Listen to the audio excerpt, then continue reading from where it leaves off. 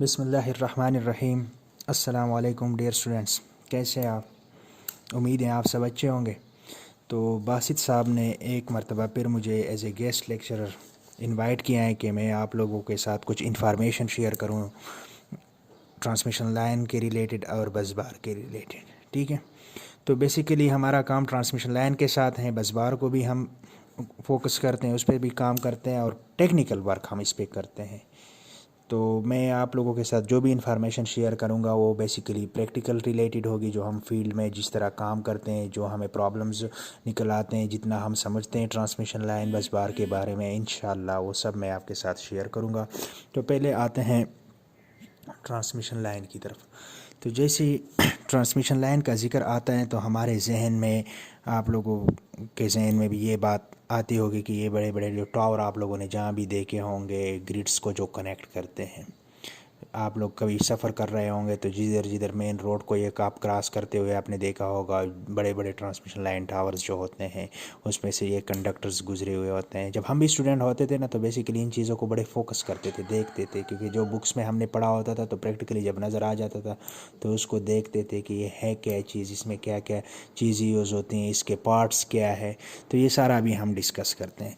तो transmission line basically transmission के लिए इस्तेमाल होता है, इलेक्ट्रिकल ट्रांसमिशन के लिए। इलेक्ट्रिकल ट्रांसमिशन के लिए पहले हमारा जो स्टेप था ट्रांसमिशन, ये इलेक्ट्रिकल नेटवर्क का, उसमें जनरेशन होती है। जनरेशन को हम फिर स्टडी कर लेंगे। जनरेशन में हमने इलेक्ट्रिक वोल्टेज जो है वो जनरेट कर ली। ठीक है, जनरेशन हम कर लेते हैं, उसके बाद वहाँ जनरेटिंग स्टेशन में इस जनरेटिंग वोल्टेज को हम बूस्ट अप करते हैं, स्टेप अप करते हैं। NTDC, national transmission and dispatch company, इसके ज़िम्मे जो काम है वो 500 केवी और 220 केवी इस रेंज तक के जो जितने भी ट्रांसमिशन सिस्टम है उसको हैंडल करता है।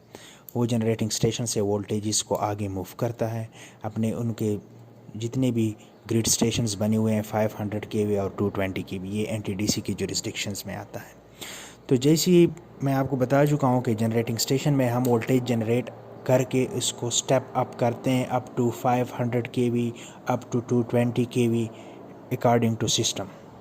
उसके बाद हम इसको लोड सेंटर्स तक भेजते हैं। लोड सेंटर कहाँ पे लगे होते हैं? ये near by customers areas, consumer area पे, क्योंकि हमने लोगों को ये प्रोवाइड करना होता है, उनको पहुंचाना होता है। तो इसके लिए इस वोल्टेज को, इस बिजली को, इस इलेक्ट्रिसिटी को जो हमने जनरेट किए यूटिलाइज करने के लिए हमने इसको आगे भेजना होता है, ट्रांसमिट करना होता है। तो इसके लिए हम ट्रांसमिशन लाइन का सहारा लेते हैं। अब ट्रांसमिशन लाइन को अगर देखा जाए तो ये ट्रांसमिशन लाइन हम बाकायदा तौर पे ग्रिड स्टेशंस के साथ कनेक्ट करते हैं। जनरेटिंग स्टेशन और ग्रिड स्टेशन के दरमियान जो पैसेज होता है, जो पाथ होता है, जो कनेक्ट करता है दोनों एंड्स को, और उसके ज़रिए से फिर इलेक्ट्रिसिटी ट्रांसमिट होती है हाई वोल्टेज की फॉर्म में, तो इसको ट्रांसमिशन लाइन कहते हैं। ट्रांसमिशन लाइन बोथ एंड्स पे काम करता है। ये हमारा जो सिस्टम है ये रिंग सिस्टम कनेक्ट होता है basically all over the world. ये सिस्टम कनेक्ट होता है हर कंट्री के अपने हिसाब के, लेकिन पाकिस्तान का जो सिस्टम है ये रिंग सिस्टम है। आपके एक एंड पे अगर सप्लाई स्टॉप हो जाती है तो दूसरे एंड से ये आनी शुरू हो जाती है। फॉर एग्जांपल अभी अगर हम गर्मियों में देखें तो हमारे पास नॉर्थ में हाइडल स्टेशंस कनेक्ट हैं। तो हाइडल स्टेशंस पे जनरेशन हमारी पीक पे पहुंच जाती है, तो वहाँ से जनरेशन हम लेके अपने साउथ में ट्रांसमिट करते हैं। जो हमारे सिंध बलूचिस्तान के एरिया हैं, पंजाब के एरिया हैं, तो वहाँ पे हम मतलब इसको मूव करते हैं और लोड सेंटर तक पहुंचाते हैं। फिर इस तरह जब सर्दियां आ जाती हैं तो हमारे पास नॉर्थ में जनरेशन लेवल जो है बहुत कम हो जाता है, डाउन पे आ जाता है। तो उसी ट्रांसमिशन लाइन का सहारा लेके जो हमारे पास साउथ में जो कोल पावर प्लांट्स हैं, गैस प्लांट्स है, दूसरे जितने भी प्लांट्स हैं जनरेशन के जो महंगे हमें पड़ते हैं, हम उसको रन करके उधर से जनरेशन लेके नॉर्थ को सप्लाई करते हैं। तो ये एक सिस्टम होता है रिंग के ज़रिए, रिंग में चलता है। एक तरफ से सप्लाई स्टॉप हो जाती है तो दूसरी तरफ से ये कनेक्ट हो जाता है। ठीक है, तो अगर देखा जाए इसमें कि ट्रांसमिशन लाइन में हमारे पास कितनी किस्में हैं ट्रांसमिशन लाइन की। तो ट्रांसमिशन लाइन के अगर हम टाइप्स की बात करें तो अकॉर्डिंग टू इसके वोल्टेजेस हैं, अकॉर्डिंग टू सप्लाई हैं, और अकॉर्डिंग टू अब हमारे पास ट्रांसमिशन लाइन जो होती हैं वो एसी ट्रांसमिशन लाइन भी होती हैं, डीसी ट्रांसमिशन लाइन भी होती हैं। पाकिस्तान में अभी डीसी ट्रांसमिशन लाइन पे काफ़ी काम शुरू है। लाहौर मिटियारी ट्रांसमिशन लाइन जो है 660 प्लस माइनस 60 वोल्टेज पे काम करेगा। इसकी कंस्ट्रक्शन शुरू है, इसके लिए कन्वर्टर स्टेशन लगेंगे। और दूसरा कौसा प्रोजेक्ट है, काज़किस्तान अफ़गानिस्तान से होता हुआ पाकिस्तान जो कनेक्ट करेगा, ये भी high voltage DC transmission system है और transmission line high voltage DC होगी। बाकी जितने भी पाकिस्तान में जो नेटवर्क बिछा हुआ है वो सारा एसी है, AC transmission line alternating current पे होता है। इसको हम बोलते हैं HV AC transmission line, high voltage alternating current transmission line. और दूसरे को हम बात करेंगे HV DC transmission line, high voltage direct current transmission lines. ठीक है, तो अगर देखें हम अब बेसिकली हम high voltage AC transmission line को ही डिस्कस करेंगे।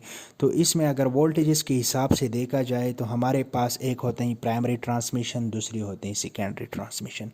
प्राइमरी ट्रांसमिशन में हम इस तरह करते हैं कि प्राइमरी ट्रांसमिशन में हमारी जनरेटिंग स्टेशन से वोल्टेज जनरेट होकर हम लोड सेंटर्स तक पहुँच जाते हैं, ग्रिड स्टेशन तक पहुँच जाते हैं।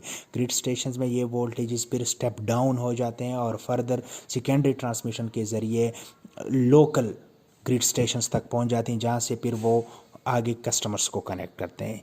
तो पहले जनरेटिंग स्टेशन से लेके ग्रिड स्टेशंस तक इसको सेकेंड प्राइमरी ट्रांसमिशन कहेंगे। ग्रिड स्टेशन से लेके लोकल ग्रिड स्टेशन तक अब जो एनटीडीसी की जुरिसडिक्शंस में आता है उसमें आता है 220 केवी, 500 केवी। इसकी जितनी भी ट्रांसमिशन लाइंस हैं और ग्रिड स्टेशंस हैं ये एनटीडीसी की एसेट्स हैं, national transmission and dispatch company की। इसके बाद 132 केवी, 66 केवी, 33 केवी और 11 केवी ये आता है डेस्कोस की जुरिसडिक्शन में, जो डिस्ट्रीब्यूशन कंपनीज जिस तरह हमारे पास आईएसको, पेस्को, टेस्को, फेस्को, केस्को और मैपको, इस तरह गैपको, जितने भी डिस्ट्रीब्यूशन कंपनीज हैं ये उनकी जुरिसडिक्शंस होती हैं। ये वोल्टेज पे जितने भी ट्रांसमिशन लाइंस हैं और ग्रिड स्टेशन हैं। तो हमारे पास प्राइमरी ट्रांसमिशन में हमारे पास 500 केवी के ट्रांसमिशन लाइन आते हैं और 220 केवी के ट्रांसमिशन लाइन आते हैं। सेकेंडरी ट्रांसमिशन में हमारे पास 132 केवी के ट्रांसमिशन लाइंस आते हैं, उसके एसोसिएटेड ग्रिड स्टेशन 66 केवी, 33 केवी ये हमारे पास सेकेंडरी ट्रांसमिशन में आते हैं। तो अब ट्रांसमिशन लाइन में हमने देखना है कि ट्रांसमिशन लाइन में हमारे पास अब हमने इसको अगर देख लेते हैं ट्रांसमिशन लाइन में हमारे पास क्या क्या पार्ट्स होते हैं, ट्रांसमिशन लाइन के पार्ट्स क्या हैं। तो अगर हम देख लें तो ट्रांसमिशन लाइन में हमारे पास एक ह्यूज स्ट्रक्चर जहन में आता है जिसमें हमारे पास यूज़ होते हैं फर्स्ट ऑफ ऑल टावर। तो टावर क्या होता है, टावर को हम मतलब छोटे लेवल पे इसको पोल बोलते हैं, लेकिन जो हाई वोल्टेजेस के लिए यूज़ होते हैं उसको हम टावर बोलते हैं। तो फिर टावर के बेसिक टाइप्स हैं अपनी की बहुत ज़्यादा, उसकी कन्फिगुरेशन है, किस लिहाज से वो डिज़ाइन वालों का काम है कि किस टाइप का टावर डिज़ाइन करके उसने किस पोजीशन पे लगाना होता है। उसके बाद इसमें हम यूज़ होता है हमारे पास कंडक्टर।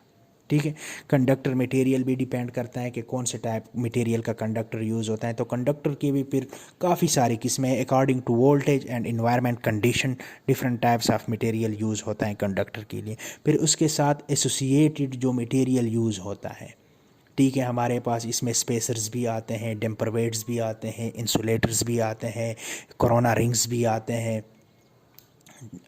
ओपीजी बॉक्सेस भी यूज़ होते हैं। ठीक है, तो ये इसके एसोसिएटेड मटेरियल ही होते हैं। तो बेसिकली अगर देखा जाए तो फर्स्ट टाइप जो है ट्रांसमिशन लाइन के फर्स्ट पार्ट में हम बात करें तो वो है टावर।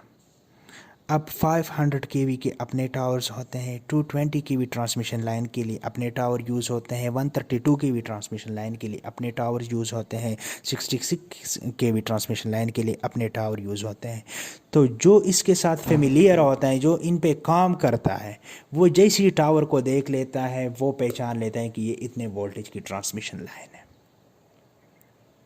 ठीक है, अब हर टावर पे जब कंपनी टावर ट्रांसमिशन लाइन को बना लेती हैं तो हर टावर पे टावर नंबर लगा जाता है, उसके साथ उसके डेंजर प्लेट लगता है, उसके साथ साइन प्लेट लगता है, उसके साथ नेम ऑफ ट्रांसमिशन लाइन लगता है। ये सारे आपको इन्फॉर्मेशन टावर पे मिलेंगे, लेकिन वक्त के साथ साथ या ये गिर जाते हैं या लोग इसको उतार के कबाड़ में बेच देते हैं, तो ये बाद में फिर प्रॉब्लम क्रिएट करते हैं। दूसरी बात, हम अगर मटेरियल की तरफ आ जाए तो इसमें हमारे पास कंडक्टर यूज़ होता है। कंडक्टर मोस्टली हमारे पास CSR के होते हैं, ऑल एल्यूमिनियम स्टील रीइंफोर्स्ड। ठीक है, इसमें एल्यूमिनियम का कंडक्टर यूज़ होता है, इसके दरमियान से स्टील के स्ट्रैंड गुजारते हैं जो मैकेनिकल स्ट्रेंथ बढ़ाने के लिए यूज़ होता है। ऊपर से एल्यूमिनियम के स्ट्रैंड की ट्विस्टिंग की होती है जो करंट ट्रांसमिशन के लिए यूज़ होता है। अब अगर देखा जाए 500 केवी में, अगर हमारे पास 500 केवी की ट्रांसमिशन लाइन है तो 500 केवी ट्रांसमिशन लाइन में जो पहले ट्रांसमिशन लाइन बिछाते थे, जो पहले ट्रांसमिशन लाइन कंस्ट्रक्ट हुए हैं, वो होता है सिंगल सर्किट में पर फेज़ 3 बंडल कंडक्टर इसको बोलते हैं। ठीक है, मैं आपको समझाता हूँ। 3 बंडल कंडक्टर। अब अगर 500 केवी ट्रांसमिशन लाइन को हम देखते हैं तो हमारे पास क्वाड बंडल की, अगर हम बात करें क्वाड बंडल 500 केवी AC ट्रांसमिशन लाइन की, तो उसमें हमारे पास 3 फेज़ आ गए, रेड, येलो, ब्लू। तो इसमें आपके रेड फेज़ में भी 4 कंडक्टर यूज़ होते हैं जो आपस में स्पेसर्स ने आपस में कनेक्ट किया होता है। उसके बाद स्ट्रक्चर डिज़ाइन में ह्यूज स्पेस दरमियान में होता है, तो दूसरा फेज़ आता है ब्लू। येलो फेज़ आ जाता है तो येलो फेज़ को भी मतलब इस तरह 4 कंडक्टर्स उसमें यूज़ होते हैं, और फिर ब्लू फेज़ में भी 4। मतलब अगर आप देखें तो टोटल 12 नंबर ऑफ कंडक्टर्स पूरे स्ट्रक्चर में यूज़ होंगे, लेकिन इसमें से 4 कंडक्टर पर फेज़ होंगे और ये सेपरेट स्पेसर्स में कनेक्ट होते हैं। आप लोग अगर ट्रांसमिशन लाइन की पिक्चर्स गूगल्स पे सर्च कर लें तो आपको गूगल में ये मतलब आपको सही पिक्चर आप देख लें तो आपको सारा कुछ क्लियर हो जाएगा। ठीक है, इसके बाद हमारे पास जितनी भी सिंगल ट्रांसमिशन लाइन्स है, सिंगल कंडक्टर जिसमें यूज़ होता है, तो वहाँ पे हमारे पास एक चीज़ इस्तेमाल होता है डैम्पर वेट डैम्पिंग। इसको हम डैम्पर वेट बोलते हैं, डैम्पर भी बोलते हैं, और डैम्पिंग के लिए इस्तेमाल होता है। जबकि जितने भी आपके पास twin bundle, 3 bundle, quad bundle conductors use होते हैं, उसमें आपको डैम्पर वेट की जगह स्पेसर्स कनेक्ट नज़र आते हैं। एक ख़ास स्पेस पे स्पेसर कनेक्ट आते हैं। मैं पिक्चर्स भी आप लोगों को सेंड कर देता हूँ, बासित साहब आप लोगों के साथ फिर शेयर कर लेंगे। ठीक है, अब ट्रांसमिशन लाइन को जब डिज़ाइन करते हैं तो उसमें बहुत सी चीज़ों को देखते हैं। उसमें जियोग्राफिकल इन्वायरमेंट को देखते हैं, उसमें सारे मतलब टॉपोलॉजीज जितनी भी होते हैं उनको स्टडी किया जाता है कि ये ट्रांसमिशन लाइन, उसके कंप्लीट सर्वे के बाद देखते हैं कि किस तरह बनाना है, कौन सी मटेरियल उसको करनी है, कौन सा मतलब इस एरिया में किस हिसाब का हमने टावर लगाना होता है, ये सब कुछ डिज़ाइन वालों का काम है। अब उसमें एक चीज़ आती है सैग, जो टेक्निकली बहुत इम्पॉर्टेंट चीज़ है। हर ट्रांसमिशन लाइन में सैग को मेंटेन रखने के लिए ख़ास इंतज़ाम किया जाता है। अब सेग क्या है? सेग को हम उर्दू में झुकाव बोलते हैं। सेग इस तरह होता है, एक स्पैन बोलते हैं 2 टावर्स के दरमियान जितना भी एरिया होता है जिसमें ट्रांसमिशन लाइन गुजरी होती है उसको स्पैन बोलते हैं। इलेक्ट्रिकल ट्रांसमिशन लाइन में स्पैन 2 टावर्स के दरमियान के डिस्टेंस को स्पैन बोलते हैं।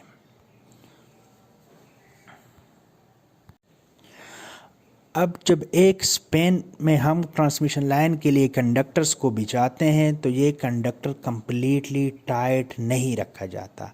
इसमें से मामूली स्लाइटली अगर देखा जाए, क्लियर कट ट्रांसमिशन लाइन को और से देखा जाए, इसमें नज़र आता है इसमें एक झुकाव रखते हैं। इस झुकाव को सैग बोलते हैं। अब ये झुकाव कितना रखना है, इसके लिए मैथमेटिकल फार्मूलाज हैं, कैलकुलेशन करा के इसको डिज़ाइन करते हैं कि इसमें ट्रांसमिशन लाइन की हाइट आ जाती है, उसका मिड स्पेन आ जाता है, ग्राउंड क्लियरेंस आ जाता है। ग्राउंड क्लियरेंस को भी मद्देनज़र रखते हैं, ट्रांसमिशन लाइन की हाइट को भी मद्देनज़र रखते हैं, जो मटेरियल इस्तेमाल होता है उसकी भी मतलब एक स्पेसिफ़िक स्पेसिफिक कांस्टेंट एक वैल्यू होती है वो भी इसमें ऐड कर लेते हैं, तो उसके बाद से सेक कर लेते हैं, सेक कैलकुलेशन आ जाती है कि आपने मतलब इतना सेक रखना है मैथमेटिकली, ये मतलब आपको फिर मीटर्स में डिज़ाइन करके आपको बता दिया जाता है जो जितना भी है। अब सेक की अपनी फिर स्टडी है सेपरेट, ये किसी और वक्त करेंगे। और सेक की कैलकुलेशंस है, उस पर न्यूमेरिकल्स भी आते हैं कि मतलब आपने एक ट्रांसमिशन लाइन में सेक को कैसे डिफ़ाइन करना है, तो ये एक सेपरेट लेक्चर बन जाता है। पर ट्रांसमिशन लाइन की डिज़ाइन के दौरान सेक जो है एक इम्पॉर्टेंट रोल प्ले करता है, लिहाजा सेक को किसी भी जगह पे नज़रअंदाज नहीं किया जा सकता। और ये एक इम्पॉर्टेंट जो है एस्पेक्ट्स के लिहाज से, अगर देखा जाए ट्रांसमिशन लाइन के एस्पेक्ट्स के लिहाज से, तो सेग जो है ये बहुत इम्पॉर्टेंट है। ठीक है, अब अगर हम देख लेते हैं हमारे पास इसके बाद ट्रांसमिशन लाइन में हमारे पास इंसुलेटर्स यूज़ होते हैं। ठीक है, अब इंसुलेटर का क्या काम है? इंसुलेटर बेसिकली दो कामों के लिए इस्तेमाल होता है ट्रांसमिशन लाइन में। एक तो ये कंडक्टर को पकड़े रखता है, कंडक्टर को मैकेनिकल सपोर्ट फराहम करता है। ठीक है, दूसरा इसका काम है कंडक्टर और टावर के दरमियान इंसुलेशन को बरकरार रखता है, आइसोलेट रखता है। कंडक्टर को टावर बॉडी टावर स्ट्रक्चर से आइसोलेट रखता है, क्योंकि टावर स्ट्रक्चर भी मेटालिक होती हैं और कंडक्टर भी मेटालिक होता है, तो इसको दरमियान आइसोलेशन रखने के लिए हम इंसुलेटर्स यूज़ करते हैं। अब ये इंसुलेटर्स जो होते हैं ये डिज़ाइन पे डिपेंड करता है कि आप कौन से वोल्टेज की ट्रांसमिशन लाइन इस्तेमाल करते हैं, उसके लिए आपने कितने लेंथ की इंसुलेटर रखनी होती है। और ये इंसुलेटर जो होती हैं ये बाकायदा एक स्ट्रिंग बनाते हैं डिस्क्स के ज़रिए, नंबर ऑफ़ डिस्क्स हम कनेक्ट कर लेते हैं क्लैंप्स के ज़रिए, तो एक स्ट्रिंग बन जाती है। लोअर पॉइंट पे कंडक्टर इसके साथ कनेक्ट हो जाता है, अपर पॉइंट उसका टावर के साथ कनेक्ट होता है, तो इसने एक कंडक्टर को भी ऊपर पकड़े रखा होता है, उसको मैकेनिकल सपोर्ट फराहम करते हैं, और टावर के साथ जो है इसको कंडक्टर को इलेक्ट्रिकली आइसोलेट रखते हैं। अब इंसुलेटर्स पे हम ये बात कर रहे हैं, तो इंसुलेटर को according to voltage transmission line के वोल्टेज के मुताबिक डिज़ाइन करके इंसुलेटर्स भी इसमें यूज़ हो जाते हैं। इसके बाद हमारे पास इसमें आ जाता है स्पेसर। स्पेसर का क्या काम है? स्पेसर अब पर फेज़ अगर हम क्वाड बंडल यूज़ करते हैं, 4 कंडक्टर यूज़ करते हैं, ट्विन बंडल में 2 कंडक्टर यूज़ करते हैं, 3 बंडल में हम पास 3 कंडक्टर यूज़ होते हैं, तो उस कंडक्टर्स के दरमियान स्पेस को मेंटेन करने के लिए, इक्वल स्पेस को मेंटेन करने के लिए, उसको आपस में जोड़े रखने के लिए इस हम स्पेसर यूज़ करते हैं। और ये स्पेसर्स एक ख़ास डिस्टेंस के बाद ट्रांसमिशन लाइन के स्पेन में लगाए जाते हैं। अब कुछ स्पेन बहुत ज़्यादा लंबे हो जाते हैं, तो उसमें आप लोगों के लिए मतलब पर फेज़ 7-8 स्पेसर्स भी लगे हुए नज़र आ जाते हैं, 8-10 भी नज़र आ जाते हैं। जो स्पेन्स छोटे हो जाते हैं उसमें 4 स्पेसर्स भी पर फेज़ यूज़ हुए होते हैं। अब स्पेसर्स का काम है, एक डैम्पिंग को रोकना होता है, दूसरा तमाम कंडक्टर्स को एक ख़ास डिस्टेंस में उन्होंने एक साथ यकजा करके रखा हुआ होता है, तो ये एक स्पेसर का ये काम होता है। डेम्पर वेट, सिंगल कंडक्टर में डेम्पर वेट इस्तेमाल होता है। डेम्पर वेट का मेन काम, डेम्पर वेट टावर के करीब ट्रांसमिशन लाइन पे कंडक्टर पे कनेक्ट किया जाता है। ये एक वेट होता है, लोहे का वेट होता है और काफ़ी भारी वेट होता है। ठीक है, तो ये जितना भी मतलब ट्रांसमिशन लाइन में अकॉर्डिंग टू वोल्टेज लोड के मुताबिक हवा चलने से मैकेनिकल इस पे इफ़ेक्ट्स आ जाते हैं, तो इसके ज़रिए कंडक्टर में वाइब्रेशन पैदा हो जाती है। तो इस वाइब्रेशन को रोकने के लिए डैम्पर वेट इस्तेमाल होता है, जो इसको डैम्प करता है, वाइब्रेशन को एब्जॉर्व कर लेता है और कंडक्टर को टूटने से बचाता है। अगर ये डैम्पर वेट ना इस्तेमाल होते तो वक्त के साथ साथ ये कंडक्टर टूट के गिर जाता था, तो इसको बचाने के लिए ये डैम्पर वेट इस्तेमाल किया जाता है। इसके बाद अगर ट्रांसमिशन लाइन में हम और देखें तो ये सारा जो सिस्टम होता है ट्रांसमिशन लाइन का, ये ग्राउंड किया जाता है। ये जितने भी टावर होते हैं प्रोटेक्शन पर्पसेस के लिए हर टावर को ग्राउंड किया जाता है, एंड टू एंड, मतलब एक एंड से लेकर दूसरे एंड तक, ग्रिड स्टेशंस के एंड पे भी ये ग्राउंड हो जाते हैं। और हर टावर को बेसिकली जब कंस्ट्रक्ट करते हैं, जिस ज़मीन में इसकी फाउंडेशन बन जाती है, तो फाउंडेशन के साथ भी इसको एक ग्राउंडिंग प्रोवाइड कर देते हैं। तो अगर आप लोगों ने देखा होगा ट्रांसमिशन लाइन को गौर से देखें तो उसके ऊपर टॉप पे एक बारीक सी कंडक्टर गुजरती है, ठीक है। तो इसको बोलते हैं अर्थ वायर। ये हर टावर को भी कनेक्ट करता है और ये end to end grid station में ग्राउंड किए होते हैं। ग्राउंडिंग प्रोसेस से मतलब जितना भी होता है टेक्निक्स वो इस्तेमाल करके इसको ग्राउंड कर दिया जाता है, तो इसको अर्थ वायर बोलते हैं। अब जितने भी छोटे ट्रांसमिशन लाइंस हैं जिससे सेकेंडरी ट्रांसमिशन के लिए यूज़ होते हैं, 132 kV 66 kV, इसमें इसको अर्थ वायर बोलते हैं। ये जस्ट आम स्टील वायर होती है और इसको मतलब इसके 4-7 स्ट्रैंड होते हैं, उसको मतलब स्ट्रैंड की सूरत में ये ऊपर से गुजरते हैं और ग्राउंड किया हो जाता है। लेकिन 220 kV और 500 kV में जैसे मैंने जिक्र किया है कि ये आते हैं रिंग सिस्टम में, तो ये आपस में कनेक्ट होते हैं। तो इसमें जो कंडक्टर ये वायर जो यूज़ होता है उसको बोलते हैं OPGW, optical fibre grounding wire. अब यहाँ से इससे दो काम लेते हैं। एक तो ये सारे ग्रिड्स आपस में कनेक्ट होते हैं, ऊपर ये आगे ये सारी इंफॉर्मेशन इसको नेशनल ग्रिड को मिलते हैं। तो यहाँ पे इन्होंने ट्रांसमिशन मीडिया के लिए इंफॉर्मेशन ट्रांसमिट करने के लिए ऑप्टिकल फाइबर का सहारा लिया है। अब इसमें दरमियान में से इस OPGW में जो टॉप पे गुजरती हैं उसमें से दरमियान में से ऑप्टिकल फाइबर गुजरती है। ऑप्टिकल फाइबर्स कम्युनिकेशन पर्पस के लिए यूज़ हो गया, उसके ऊपर स्टील चढ़ी होती हैं वो ग्राउंडिंग के लिए यूज़ होते हैं। तो इसको बोलते हैं OPGW, ऑप्टिकल ग्राउंडिंग वायर। ठीक है। अब हर टावर तकरीबन हर 10 टावरों के बाद ट्रांसमिशन लाइन के हर 10वें स्पैन में टावर में एक बॉक्स इंस्टॉल होता है, उसको बोलते हैं OPG बॉक्स। ठीक है। वहाँ से ऑप्टिकल फाइबर जो है डेटा ले लेता है, उसको मतलब ऑप्टिकल फाइबर जो भी ट्रांसमीटर के लिए इस्तेमाल होता है लॉन्ग रूट पे जब ये ट्रांसमिशन हो जाती है तो इसको एक बूस्टर ये लगा होता है, ऑप्टिकल डेटा को बूस्ट करने के लिए ये OPGW ये बॉक्स इस्तेमाल किया जाता है। तो ट्रांसमिशन लाइन में हमारे पास जो इलेक्ट्रिकल एस्पेक्ट से मेन चीज़ें वो सेग हैं। डिज़ाइन में ट्रांसमिशन लाइन डिज़ाइन में सेग को काफ़ी देखा जाता है।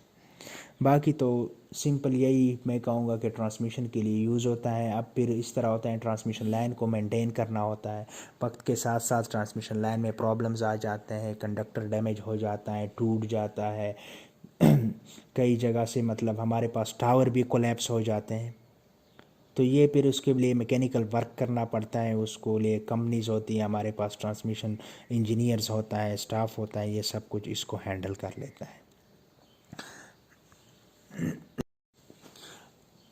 अब बात करते हैं ट्रांसमिशन लाइन में मुख्तलिफ़ किस्म के टावर्स जो यूज़ होते हैं। अगर हम देखें तो एक टावर हमारे पास होता है टर्मिनल टावर, जिसको हम बोलते हैं। टर्मिनल टावर वो टावर होता है जहाँ से आपकी ट्रांसमिशन लाइन स्टार्ट हो जाती है। Power station, generating station, grid station से जहाँ से आपकी ट्रांसमिशन लाइन ने आउट होना होता है, तो बसबार के साथ पहला टावर जो लगता है जिधर से आपकी ट्रांसमिशन लाइन ने स्टार्ट होना है उसको टर्मिनल टावर बोलते हैं। और जिधर आपकी ट्रांसमिशन लाइन एंड हो जाती है, आपके ट्रांसमिशन लाइन से मतलब वोल्टेजेस बसबार को दिए जाते हैं, बसबार को कनेक्ट किए जाते हैं, तो वो एंड वाली जो टावर होता है एंड टावर को भी टर्मिनल टावर बोलते हैं। ठीक है। अब ट्रांसमिशन लाइन ज़्यादा से ज़्यादा जा रही होती है, उसमें कभी उसने एक साइड से टर्न लेना होता है, क्योंकि ये ट्रांसमिशन लाइंस जो होते हैं ये स्मॉल डिस्टेंस पे नहीं जाते, ये बहुत लॉन्ग डिस्टेंस पे जाते हैं। अब मेरे पास जो एक ट्रांसमिशन लाइन है 220 kV मानसेरा ISPR, ठीक है, ये इधर इस्लामाबाद से जाके मानसेरा 220 kV ग्रिड को कनेक्ट करता है। इसकी डिस्टेंस 100 किलोमीटर है। इसमें 360 टावर यूज़ होते हैं। अब इसमें दरमियान में दरिया भी आता है, पहाड़ भी आता है, जंगल भी आते हैं, तो इधर से ये ट्रांसमिशन लाइन ने टर्न लेने होते हैं। अब जिधर हमने ट्रांसमिशन लाइन को एंगल देना होता है, ट्रांसमिशन लाइन को टर्न देना होता है, इसमें एंगल आ जाता है, वहाँ पे हम जो टावर यूज़ करते हैं उसको बोलते हैं एंगल टावर या डेड एंड टावर। इस टावर में आपको जंपर्स कनेक्ट हुए होते हैं। इस टावर का साइज़ भी बड़ा होता है और ये टावर बेसिकली साफ, इसमें नंबर ऑफ़ डिस्कें भी ज़्यादा यूज़ होती हैं और क्लियर कट मतलब पता चल जाता है कि ये दूसरे टावर के निस्बत इसकी डिज़ाइन चेंज है। तो ये टावर जो होगा, टावर इसको एंगल टावर बोलते हैं या डेड एंड टावर बोलते हैं। इसके दरमियान बाकी जितने भी टावर्स होते हैं ट्रांसमिशन लाइन में जो एक स्ट्रेट लाइन में लगते हैं जिस पे ना कोई एंगल हो, ज़ीरो एंगल हो, जिस पे ना कोई टर्न हो, बस सिंपल सिंपल कंडक्टर उस गुजरी हुई होती हैं, उसको नॉर्मल टावर बोलते हैं।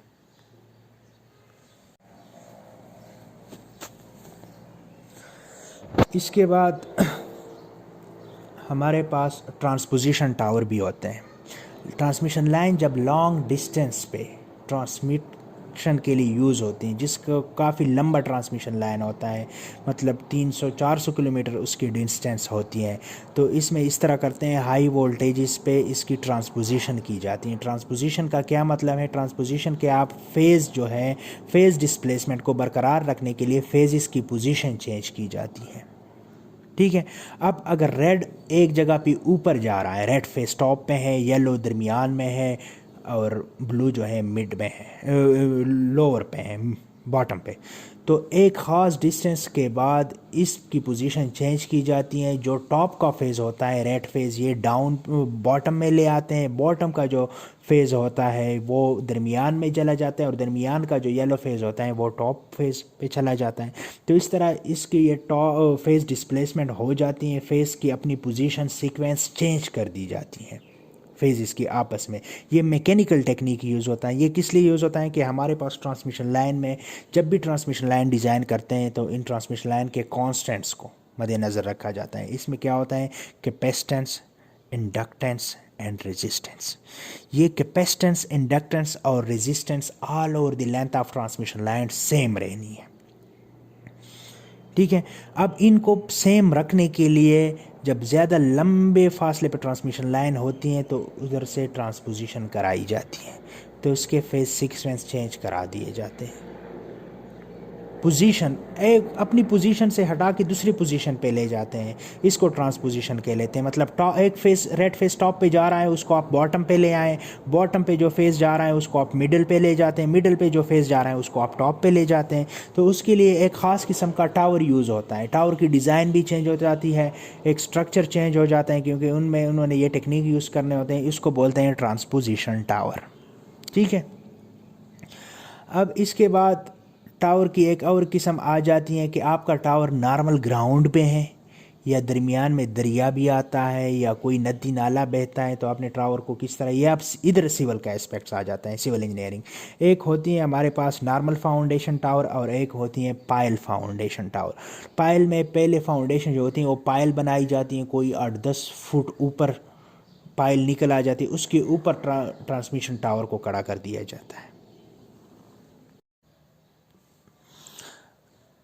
अब ट्रांसमिशन लाइन पे हमने काफ़ी बात ही की हैं, इसको मतलब मैंने एक प्रैक्टिकल अंदाज में आपको बता दिया है। हमारे जितने भी स्टाफ मेंबर्स होते हैं, इंजीनियर्स होते हैं, जब इन पे काम करते हैं तो ट्रांसमिशन लाइन के मेंटेनेंस पे दो तरह टाइप्स के वर्क्स आप कर सकते हैं। एक होता है आप एनर्जाइज सर्किट पे काम कर रहे हैं, लाइन एनर्जाइज्ड होती हैं और हमने इसको मेंटेन करना होता है। इसकी कंडक्टर रिपेयर करनी होती है, स्पेसर टूट चुका है तो स्पेसर चेंज करा सकते हैं, इंसुलेटर ब्रेक हो गए तो इंसुलेटर रिप्लेस करा सकते हैं, कंडक्टर डैमेज हो तो कंडक्टर को रिपेयर करा सकते हैं, और लाइन एनर्जाइज होती है, सर्किट चालू होती है। ठीक है। इसको हम बोलते हैं लाइव लाइन। इसमें हमारे पास एक स्पेशल टीम होती है, लाइव लाइन वर्क इसको बोलते हैं, कि आपकी लाइन लाइव है तो लाइव कंडीशन में इस पे काम किया जाता है। और उसके लिए जो स्टाफ यूज़ होता है वो काफ़ी ज़बरदस्त किस्म का ट्रेंड हो जाता है। लाइव लाइन कंडीशन में इसको काम करने की ट्रेनिंग दी जाती है, और उसके लिए जो क्रू बनता है उसको बोलते हैं लाइव लाइन क्रू। उसके पास स्पेशल किस्म की tools, TNP tools and plants होते हैं, वो इसको यूज़ करके ये सारे काम कर लेते हैं। एक हमारे पास क्रू होता है, उसको बोलते हैं डेड लाइन क्रू, जिसमें अगर आपने कंडक्टर पे काम करना होता है तो कंडक्टर को आप लोगों ने डी एनर्जाइज करना होता है, डेड कर दिया जाता है, बाकायदा उसको मतलब ऑफलोड कर दिया जाता है। तो इस पे प्रॉपर प्रोसीजर यूज़ करके इस पे काम करते हैं, उसको बोलते हैं डेडलाइन क्रू, और ये डेडलाइन में इस पे काम किया जाता है। ठीक है। अब आते हैं थोड़ा बस बार की तरफ। बस बार जो है ये ग्रिड स्टेशन पे ट्रांसमिशन लाइन के साथ कनेक्ट करने वाला मेन पार्ट है। आपके ग्रिड स्टेशन का जितना भी कंट्रोल है वो बस बार पे डिपेंड करता है। बस बार अमूमन कंडक्टर होता है, या एल्युमिनियम के बार्स होते हैं, या कंडक्टर होता है। ये वोल्टेज पे डिपेंड करता है कि कौन से वोल्टेज की पे आपने कौन सा बस बार यूज़ करना है, एलुमिनियम बार्स यूज़ करते हैं या कंडक्टर यूज़ करते हैं। और फिर कंडक्टर की मटेरियल को देखा जाता है, कौन से मटेरियल का कंडक्टर इस्तेमाल होता है। Busbar all over the incoming and out going,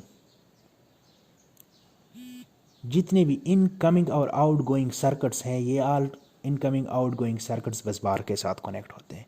बस बार के साथ आपकी सारी ट्रांसमिशन लाइंस जो ग्रिड स्टेशंस को इन होती हैं और जो ग्रिड स्टेशन से आउट होती हैं, ये सारे बस बार्स के साथ कनेक्ट होते हैं।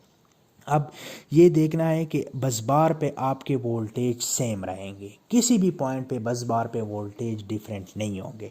अब एक ग्रिड स्टेशन है, ठीक है, for example 500 KV grid station है। मैं आपको 500 केवी ग्रिड स्टेशन के वो लेता हूँ, मिसाल देता हूँ। तो ग्रिड स्टेशन में हर वोल्टेज लेवल का एक स्विच यार्ड होता है, ठीक है। 500 केवी ग्रिड स्टेशन है, तो हमने 500 केवी ट्रांसमिशन लाइन इसको आगे इसको कनेक्ट कर गया है। अब 500 केवी ट्रांसमिशन लाइन इससे आगे आउट भी होता है फर्दर दूसरे ग्रिड स्टेशन को कनेक्ट करने के लिए। अब ये जो इनकमिंग पे ग्रिड स्टेशंस पे मतलब 500 वोल्टेजेस आ गए और आउट भी हो रहे हैं, तो ये इनकमिंग और आउट गोइंग जो सर्किट निकल रहे हैं ये बस बार से निकल रहे हैं, तो इस बस बार पे वोल्टेज होंगे 500 केवी वोल्टेजेस। ये 500 केवी वोल्टेज का बस बार होगा।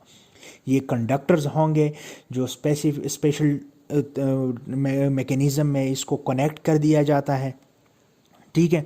और उसके साथ फिर कंडक्टर को जो है कनेक्ट करके आगे या फर्दर ट्रांसमिशन लाइन के लिए यूज़ हो जाता है, या आगे फिर इसी ग्रिड स्टेशन में दूसरे स्विच यार्ड को 220 केवी या स्विच यार्ड को दे देते हैं, या 132 केवी स्विच यार्ड को दे देते हैं, 132 केवी स्विच यार्ड को। अब ट्रांसमिशन लाइन आ गया ग्रिड स्टेशन में 500 केवी। 500 केवी ट्रांसमिशन लाइन को हमने 500 केवी बस बार को दे दिया। बस बार के साथ बाकी रिलेटेड जितने भी इक्विपमेंट्स होते हैं ग्रिड्स के वो लगे होते हैं, isolator, circuit breaker, current transformer, potential transformer, surge absorbers, जितने भी आइटम्स होते हैं, जितने भी इक्विपमेंट्स होते हैं वो कनेक्ट होते हैं। अब बस बार से आगे सप्लाई दी जाती है ट्रांसफार्मर को। अब ट्रांसफार्मर ग्रिड स्टेशन पे जो लगा होता है वो ट्रांसफार्मर इस वोल्टेज को स्टेप डाउन कर लेता है, 500 केवी को 220 केवी में ट्रांसमिट कर लेता है। 220 केवी वोल्टेज इस ट्रांसफार्मर से निकल के आगे जाना है, उसने 220 केवी ट्रांसमिशन लाइन को कनेक्ट करना है, ठीक है, या 220 केवी को ट्रांसफार्मर को कनेक्ट करना होता है, तो उसके लिए भी बस बार यूज़ होता है। तो ये 500 केवी ट्रांसफार्मर से जो 220 के में कन्वर्ट करके सप्लाई को हमने कनेक्ट करना होता है, तो बस बार के साथ कनेक्ट कर लेते हैं। आगे बस बार फिर इससे 220 केवी ट्रांसमिशन लाइन निकल जाती है, तो इसको बोलते हैं 220 केवी बस बार। अब 220 केवी के बस बार से हमने सप्लाई देनी आगे, इसको हमने फर्दर लोकल ग्रिड्स को ट्रांसमिट करना है 132 केवी ग्रिड स्टेशन को, तो उनके लिए 132 केवी ट्रांसफार्मर यूज़ होते हैं, तो वो 132 को 220 केवी को स्टेप डाउन करके 122 में कन्वर्ट कर लेते हैं। अब 132 केवी जितनी भी अब ट्रांसमिशन लाइन निकलनी है उनके लिए जो बस बार यूज़ होगा स्विच यार्ड में जो लगे होंगे वो 132 केवी बस बार होंगे। हर जो वोल्टेजेस के लिए बस बार यूज़ होते हैं वो वोल्टेज हर एंड पे सेम रहने हैं बस बार पे। तो बस बार अमूमन जो होता है ये कंडक्टर ही होता है, स्पेशल किस्म का कंडक्टर होता है, इसमें स्टील यूज़ नहीं होता, ये एल्युमिनियम के बने हुए होते हैं, ठीक है। और इनको काफ़ी अच्छी तरह तारोले हम थर्मोविजन कैमरों से इसको चेक करते हैं कि कहीं इस पर हॉट स्पॉट ना हो, क्योंकि सारे ग्रिड का जो दारो मदार है ये बस बार पे होता है। अब बस बार के स्कीम्स होते हैं, बस बार को जब एक ग्रिड को डिज़ाइन करते हैं तो ये देखते हैं कौन से बस बार स्कीम इस्तेमाल करें। सिंगल बस बार यूज़ कर लें, 1.5 बस बार स्कीम यूज़ करें, डबल बस बार स्कीम यूज़ करें। अब सिंगल बस बार में ये होता है कि सिंगल बस बार का छोटे ग्रिड स्टेशन में सिंगल बस बार स्कीम यूज़ होता है, इसमें इनकमिंग और आउट गोइंग एक बस बार से होती है। अब खुदा ना ख्वास्ता बस बार ब्रेक हो जाए, फॉल्ट आ जाए, तो आपकी सारी सप्लाई जो है वो बंद हो जाती, इनकमिंग और आउट गोइंग। बाज़ जगह पे डिज़ाइन में आता है 1.5 बस बार स्कीम। इस तरह होता है कि उन्होंने ये जो सिंगल बस बार होता है इसके दरमियान बस कपलर लगाते हैं, ठीक है। तो ये बस बार को डिवाइड कर लेते हैं दो हिस्सों में, कुछ इनकमिंग और आउटगोइंग एक साइड पे रखते हैं, कुछ इनकमिंग और आउटगोइंग दूसरे साइड पे रखते हैं। अगर एक साइड पे हमने बस बार को सप्लाई भी बरकरार रहे, लोगों को डिस्टर्ब भी ना हो, सप्लाई मेंटेन रहे और बस बार की हम रिपेयर करें या कोई काम करें, इसकी जगह तो हम इस तरह कर लेते हैं कि एक बस कपलर के ज़रिए बस बार का कुछ हिस्सा ओपन कर लेते हैं, उसको डी एनर्जाइज कर लेते हैं, दूसरी साइड से जो है बस बार के बकाया हिस्से से सप्लाई चलती रहती है। तो हम उस बस बार पे काम करके या उसके साथ एसोसिएटेड ट्रांसफार्मर जितना लगा होता है उसको डी एनर्जाइज करके हम इस पे काम कर सकते हैं। डबल बस बार स्कीम में हमारे पास सेम वोल्टेज के लिए दो बस बार यूज़ होती हैं। इन दोनों बस बार्स को आपस में बस कपलर के लिए हम यूज़ करते हैं।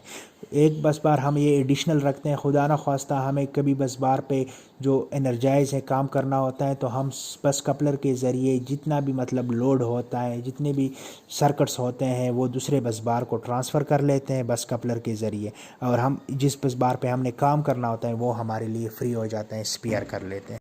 अब आप लोगों को आइडिया होगा कि हम मतलब बस बार के स्कीम्स क्यों यूज़ करते हैं, डिफरेंट टाइप्स ऑफ। तो फॉर एग्जांपल ग्रिड स्टेशन में ट्रांसफार्मर लगे होते हैं। अब एक ट्रांसफार्मर में फ़ॉल्ट आ गया है, एक ट्रांसफार्मर की हमने और हालिंग करनी होती है, तो ट्रांसफार्मर को डिस्कनेक्ट करने के लिए मैंने उसे बस बार के से डिस्कनेक्ट करना होता है। तो जब बस बार से डिस्कनेक्ट करूँगा तो बस बार को हमने फ्री करना होता है। बस बार पे इनकमिंग आउटगोइंग सारे सर्किट्स बस बार से चल रहे होते हैं। तो अगर मेरे पास सिंगल बस बार हो तो मुझे पूरा ग्रिड स्टेशन बंद करना पड़ेगा, और इस ग्रिड स्टेशन से एसोसिएटेड जितने भी ग्रिड कनेक्ट होंगे उनको सप्लाई डिस्टर्ब होगी, जितने कंज्यूमर लगे होंगे वो भी सारे इफ़ेक्ट होंगे। तो उसके लिए हमें बस बार स्कीम का सहारा लेना पड़ता है। हम बस कपलर यूज़ कर लेते हैं, बस बार से एक ट्रांसफार्मर के लिए बस बार को स्पेयर कर लेते हैं, उस बस बार का जितना भी लोड होता है वो दूसरे बस बार पे ट्रांसफ़र कर लेते हैं बस कपलर के ज़रिए, और वो बस बार स्पेयर होकर उस ट्रांसफार्मर डी एनर्जाइज करके हम उस पर जितना भी काम करना होता है उसको और हालिंग करनी होती है, रूटीन मेंटेनेंस करनी होती है, वो करा के दोबारा बस बार के साथ कनेक्ट कर लेते हैं। तो इसके लिए बस बार स्कीम होते हैं। बस बार की डिज़ाइनिंग में, ग्रिड स्टेशन की डिज़ाइनिंग में बस बार स्कीम को बहुत ज़्यादा इंपॉर्टेंस दी जाती है। लोड को मद्देनज़र रखते हुए, लोड सेंटर्स के साथ फासले को मद्देनज़र रखते हुए, एरिया को देख के इसको डिज़ाइन किया जाता है कि हमारे पास कितने कस्टमर्स आने हैं, कितने कंज्यूमर्स हमारे से इफ़ेक्ट होने हैं, यहाँ से कितने इंपॉर्टेंट लाइंस आगे जा रही होती हैं। तो उसके हिसाब से बस बार को देखते हैं कि बस बार को हमने कौन सा मतलब कौन सी डिज़ाइन में रखना है, सिंगल बस बार रखना है, 1.5 बस बार स्कीम रखनी है, डबल बस बार स्कीम रखनी है। और भी इसकी बहुत ज़्यादा किस्में हैं, लेकिन ये मोस्टली वाइडली यही यूज़ होते हैं। तो डियर स्टूडेंट्स, उम्मीद करता हूँ मेरे पास जो नॉलेज थी मैंने अपनी फुल कोशिश करके आप लोगों को मतलब कन्वे किया है। इंशाल्लाह आप लोगों को ज़रूर इससे फ़ायदा होगा। लेकिन प्रैक्टिकल लाइफ में बहुत कुछ इंसान को देखने को मिल जाता है। जितना बुक्स में लिखा होता है वो अगर बंदा प्रैक्टिकल देख ले तो उनको समझने में बहुत आसानी हो जाती है कि ये बस बार क्या चीज़ है, आइसोलेटर क्या चीज़ है, सर्किट ब्रेकर क्या चीज़ है, ये किस तरह काम करता है, किस तरह इसके ऑपरेशन मैकेनिज़म्स हैं, और इसके काम के दौरान कितने हर्डल्स आते हैं, और मतलब इसके ज़रिए कितने फैटल नॉन फैटल एक्सीडेंट्स होते हैं। तो इन सब पे काम करने से पहले हमने सेफ्टी को मद्देनज़र रखना होता है। विदाउट सुपरवाइज़र हमने कोई काम नहीं करना होता है। प्रॉपर मतलब SOP को फॉलो करके तमाम काम करेंगे। तो क्योंकि पहले सेफ्टी है उसके बाद काम है, तो सेफ्टी को देख के ये काम किए जाते हैं, और मतलब एक एक्सपर्ट्स के निगरानी में ये काम होते हैं, और अल्लाह के फजल से बहुत खूबसूरती से सरअंजाम होते हैं। अब पाकिस्तान में DC ट्रांसमिशन लाइन पे काफ़ी काम शुरू है कि वो हाई वोल्टेज ट्रांसमिशन जो है वो डायरेक्ट करंट में करेंगे, DC में करेंगे। तो उनके लिए end to end converter station लगेंगे। लाहौर में TRE सर्किट पे काम शुरू है, और अभी कल उन्होंने स्मॉल उस पे माउंट पे इनको एक लाइन को बना के एनर्जाइज भी कर लिया है। तो उसकी प्रेस रिलीज़ भी इशू हुई है, वो भी मैंने बासित साहब से शेयर की है। ठीक है, तो इंशाल्लाह आगे कोई भी मतलब इस तरह हो बासित साहब वो मुझे बताएंगे, तो इंशाल्लाह मैं मेरे पास जितनी नॉलेज होगी, जितनी इन्फॉर्मेशन होगी मैं आप लोगों के साथ शेयर करूँगा। अल्लाह हाफिज़।